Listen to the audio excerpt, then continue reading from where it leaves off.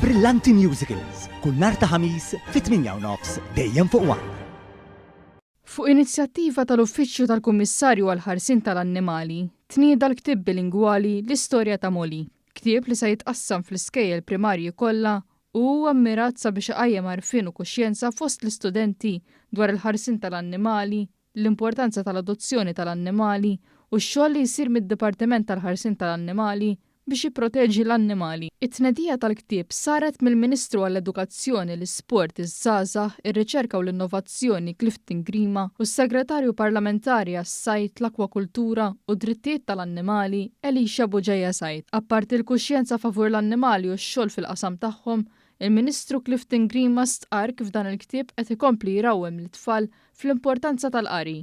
Il-litterizmu huwa importanti ħafna sabiex nassiguraw li kull tifel u kull tifla jilħaq dak li huwa l-iżvilupp sħiħ tiegħu. U allura din nagħmlu enfasi permezz ta' propju diversi inizjattivi illi permezz tagħhom it-tfal tagħna jkollhom aktar aċċessibilità għal dak li huwa l-ktieb, għal dak li huma librerija anke fid-dar tagħhom. U propju llum dak li din nagħmlu għaliex nagħmlu li l-litterizmu għandu rwol importanti u permezz tal-ktieb it-tfal tagħna jistgħu jitgħallmu ħafna fuq aspetti varji tal-ħajja f'dal każ anke dak li għandu x'jaqsam ma' drittijiet u l-imħabba lejn l-annimali.